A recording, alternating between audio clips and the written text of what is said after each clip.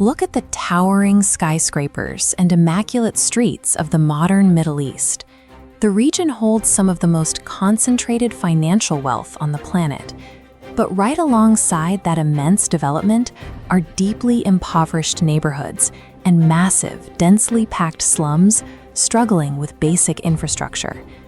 Both of these extremes, the billions in rapid development and the intense political divisions that come with it, are tied to a single resource being pumped constantly out of the dry earth: crude oil. This diagram shows a crucial distinction in how fossil fuels are made. On the left, terrestrial plants slowly compress under dirt to become coal. But on the right, microscopic marine life, like plankton and algae, transforms into crude oil. Oil is a product of the ocean, yet we find the world's largest reserves of this ocean-derived fuel sitting directly beneath these endless, arid sand dunes. The global influence of these nations relies on organic material that died hundreds of millions of years ago. To understand how it got here, we have to look past the modern landscape and reverse engineer the environment that used to be. If you wind the clock back 100 million years, the dry desert fades away completely. This entire region was fully submerged beneath a massive, ancient body of water known as the Tethys Sea. Huge ancient river systems constantly flowed from the surrounding landmasses into this specific basin. As those rivers emptied out, they carried massive payloads of sediment, minerals, and rich nutrients right into the water. That heavy concentration of nutrients triggered a massive biological reaction. Microscopic organisms multiplied rapidly, filling the shallow waters with dense clouds of marine life. Long before it was a barren desert, the area was a highly active biological incubator, constantly generating millions of tons of the exact organic raw material needed to produce fossil fuels. When those billions of organisms died, they drifted to the seafloor, but organic matter usually just rots away. For oil to form, those remains had to settle into very specific, deep, stagnant underwater basins. In this cross-section, tectonic rifts and heavy mud buried the dead plankton under deep sediment. This sealed the layer, dropping oxygen to zero. Without oxygen to decompose it, millions of years of intense pressure and heat cooked the trapped organic paste into crude oil. The Tethys Sea grew the raw materials, and the region's specific geology provided the exact airtight pressure cooker required to synthesize them into energy.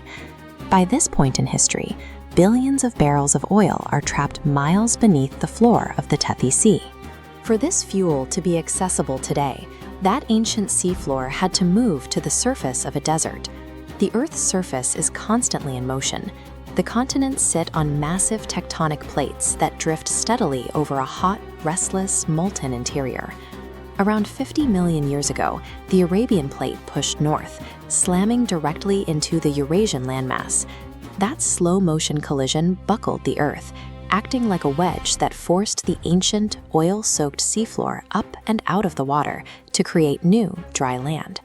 We can see the scale of this movement in the Himalayas, a range pushed into the sky by the exact same tectonic process. Plate tectonics acted as a mechanical elevator, lifting billions of barrels of trapped fuel directly to the surface of the modern world. The modern geography of the Middle East is the result of a 100 million year geological lottery.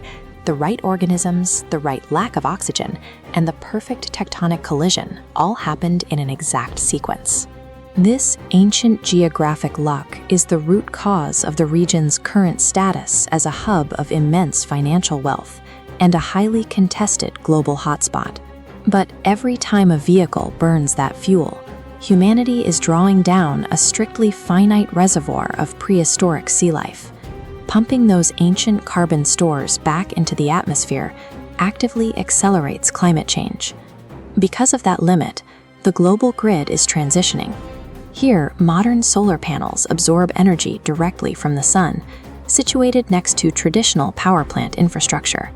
We are also capturing kinetic energy from the atmosphere, with massive wind turbines generating clean electricity. Water is being harnessed as well. This enormous hydroelectric dam channels river flow to spin internal turbines, supporting a grid that is also expanding to include geothermal heat, biomass, and hydropower. The oil reserves that shaped global politics were a lucky inheritance from a vanished ocean.